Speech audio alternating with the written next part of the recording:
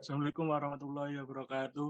Waalaikumsalam. Waalaikumsalam warahmatullahi Di wabarakatuh. sini kami dari kelompok 4 akan mempresentasikan pengoptimalan PSO berbasis pengontrolan PI yang optimal untuk penggunaan PV inverter teknik SPWM. Nah, di sini beranggotkan Muhammad Fikri Najib dengan NIM akhiran 38, Ida Maulana dengan NIM akhiran 90, Rizaldi Priambodo dengan akhiran NIM 98, Muhammad Balia Iqbal dengan NIM akhiran 02, Ahmad Faisal dengan NIM akhiran 57, dan Wahyu Setiaji dengan NIM akhiran 82.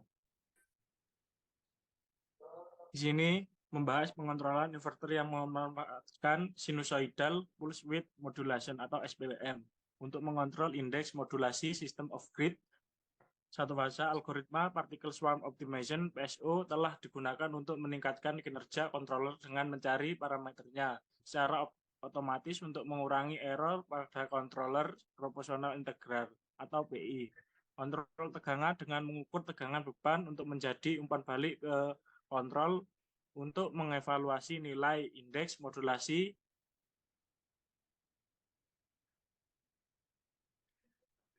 Oleh karena itu, inverter didasarkan pada perubahan beban untuk mengatur sistem agar stabil setiap saat karena kontrol proporsional dan integral atau PI. Pengontrolan PI memberikan hasil yang lebih baik daripada sistem tanpa pengontrolan, terutama saat menerapkan kesalahan dalam fase. Ini menunjukkan bagaimana kekokohan pengontrolan model ini dijelaskan secara rinci. Semua hasil simulasi menunjukkan bahwa pengontrolan indeks modulasi bekerja sehingga distorsi harmonik total atau THD lebih sedikit setelah menggunakan parameter pengontrolan PI yang optimal.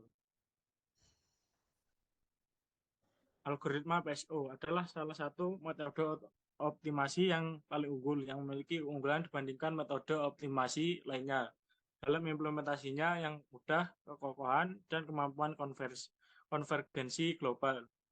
Untuk alasan ini, algoritma PSO dipilih dalam makalah ini untuk menyetel parameter KP dan KI dengan mencari nilai terbaik untuk membuat kesalahan sekecil mungkin atau nol.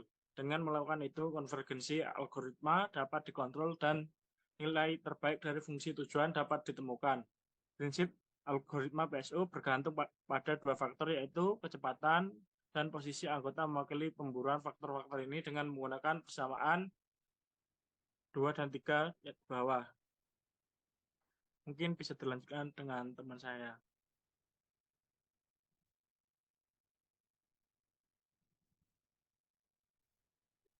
Selanjutnya, jelasan dari saya yaitu di mana CI1 adalah tingkat sosial dan C2 adalah tingkat kognitif, R1 dan R2 adalah interval acak 0,1, B adalah kecepatan, W adalah faktor inersia, X adalah faktor posisi. Algoritma mencari nilai KP dan KI yang optimal untuk meningkatkan persakelaran pengontrol PI untuk kinerja inverter dengan mengurangi mean square error atau MSE ke respon transient inverter. Fungsi tujuannya adalah MES yang ditentukan oleh persamaan, yaitu MSE sama dengan 1 dibagi NI E pangkat 2, di mana E adalah kesalahan, N adalah jumlah sampel, I adalah nomor iterasi. Sifat beban umumnya satu fase sehingga setiap fase harus memiliki arus yang berbeda. Hal ini dapat menyebabkan beban yang tidak seimbang terkait dengan inverter, jadi harus yang tidak sama di setiap fase dapat menyebabkan penurunan tegangan yang tidak sama pada filter LC.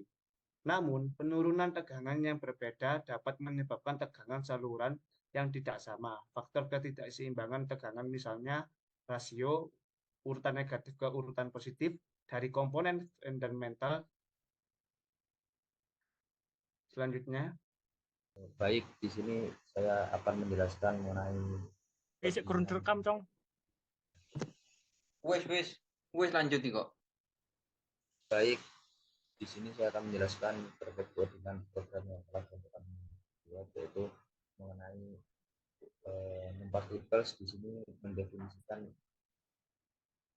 terhadap algoritma PSO yang digunakan itu sebanyak 10, kemudian ada dimension, iteration, dan target error. Di sini menjelaskan mengenai beberapa jumlah dimensi dalam pencarian dan iterasi maksimal, yaitu sebanyak 10, sebanyak 100, dan kemudian target error itu sebanyak 0,01. Kemudian juga di situ terdapat max value dan min value, itu mendefinisikan sebagai parameter kontrol maksimum maupun minimum, yaitu sebesar 225 dan 0. Kemudian target posisi tegangan output dari inverter itu dengan target power sebesar 220 volt yang menuju pada posisi target untuk tegangan output dari sebuah inverter. Kemudian juga terdapat definisi dari parameter PSO di sini. Terdapat inersia sebesar 0,9, kemudian juga bobot pribadi dalam algoritma PSO sebesar 2,0, dan juga bobot sosial dalam algoritma PSO sebesar 2,0. Kemudian inisiasi dari pin A0 dan juga pin A1 itu merujuk pada nomor pin untuk pengendalian inverter, dan juga terdapat struktur partikel. Di situ terdapat position, velocity, dan phase position yang mengindikasikan bahwa di enam dimension itu merujuk pada partikel dalam ruang pencarian. Kemudian velocity merupakan area float dengan ukuran enam dimension yang merujuk pada kecepatan partikel, dan juga ada phase position yaitu posisi terbaik dengan ukuran enam dimension oleh sebuah partikel. Kemudian deklarasi posisi partikel terbaik, yaitu di situ terdapat float global base position, itu mendeklarasikan array global base position dengan tipe data float sebanyak 6 dimension yang telah ada, mungkin menyimpankan untuk posisi terbaik global dalam algoritma PSO. Kemudian ada inisialisasi posisi dan kecepatan partikel secara acak. Dengan fungsi ini merujuk pada indeks partikel yang diperbarui. Next.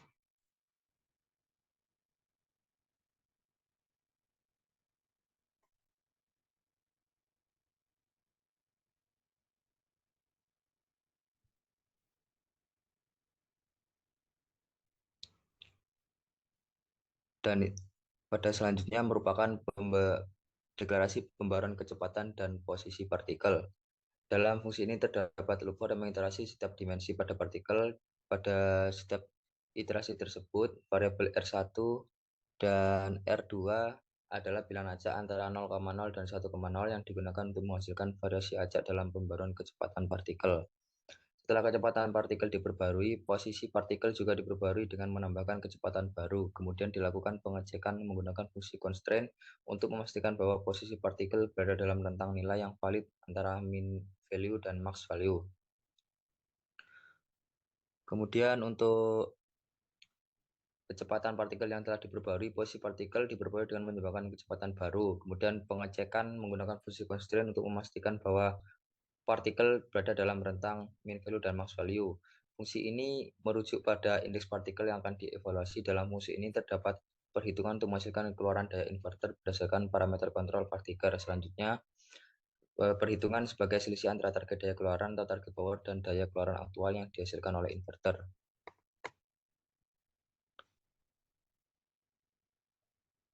Kemudian untuk selanjutnya bisa dilanjutkan oleh rekan saya. Baik, untuk selanjutnya adalah untuk menentukan function update base-nya, yaitu untuk mengupdate, memperbarui posisi terbaik dan fitness terbaik, yang dari mana posisi terbaik sama fitness terbaik tadi udah ditentukan dari bagian listing program sebelumnya, yang dimana itu akan diulangi secara terus-menerus dengan menggunakan void loop yang ada di bawah nanti. Berikutnya ada di sini void update base in particle index, itu berfungsi untuk memperbarui seperti yang dijelaskan sebelumnya.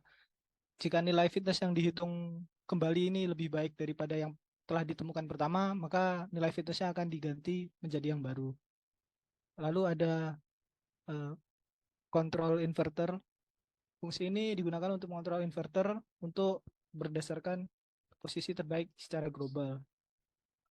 Dalam program ini pengendalian inverter diimplementasikan dengan menggunakan analog write yaitu untuk mengatur parameter kontrol inverter.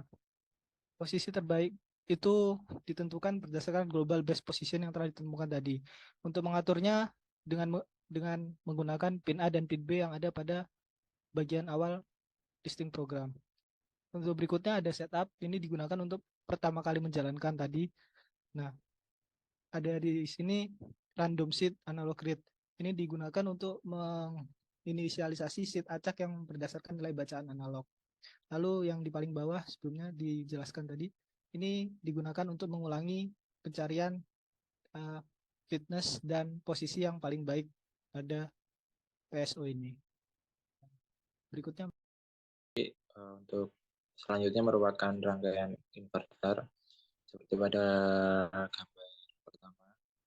Itu pada gambar tersebut merupakan desain dari PCB-nya. Kemudian untuk yang kedua merupakan uji coba inverter, bisa tolong di play videonya.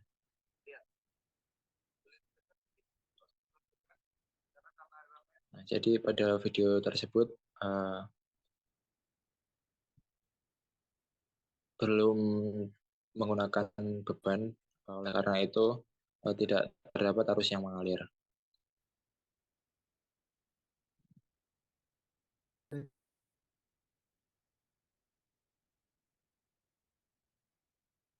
Nah, bisa dilihat pada parameter multimeter dengan indikator arus barusan tidak menunjukkan arus yang mengalir.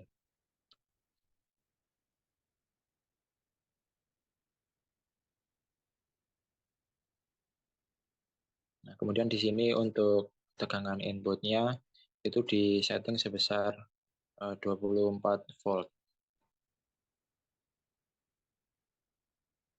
Nah, pada voltage regulator di setting 24 volt.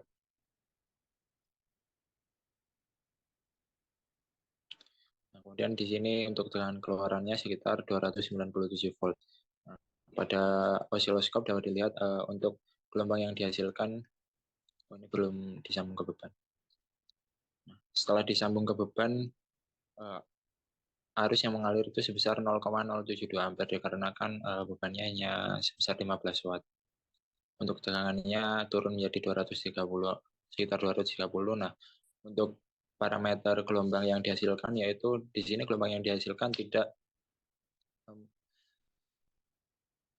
sampai ke level yang harmonik dikarenakan pada rangkaian itu masih belum dipasang kapasitor yang sebagai low pass filter sehingga gelombang yang dihasilkan masih ada bentuk gelombang yang belum diinginkan. Cukup.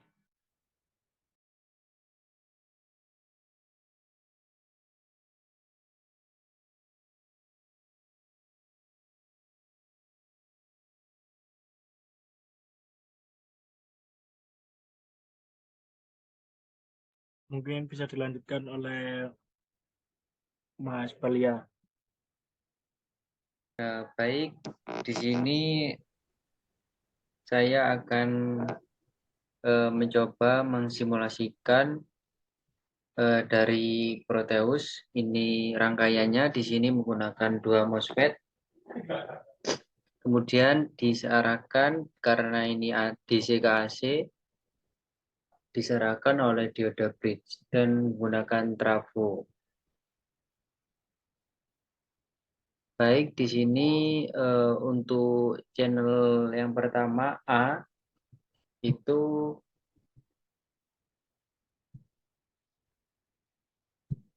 baik di sini dari channel A oscilloscope itu untuk mengetahui gelombang dari pentriggeran dari si MOSFET tersebut. Dan kemudian yang channel B itu untuk mengetahui gelombang dari V output dari DC induktornya. Kemudian yang gelombang C itu untuk mengetahui V output dari gelombang yang dihasilkan yaitu AC. Baik, langsung di-run.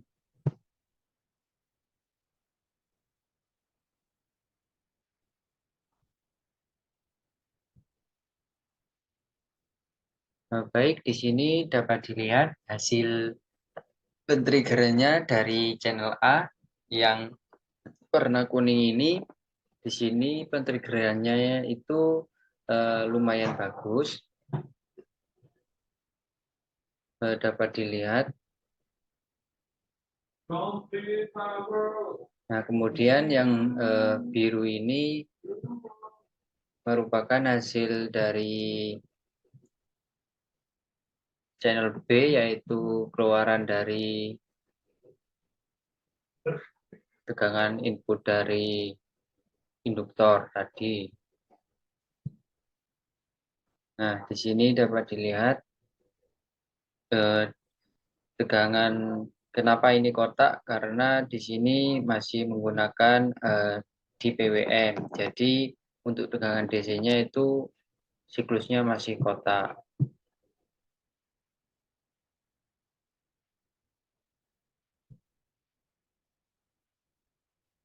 Mungkin seperti itu penjelasan dari saya.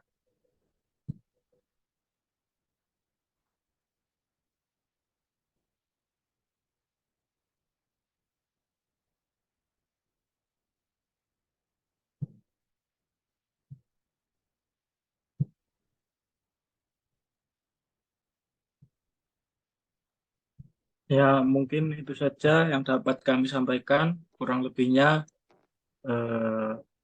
mohon maaf. Assalamualaikum warahmatullahi wabarakatuh. Waalaikumsalam warahmatullahi wabarakatuh.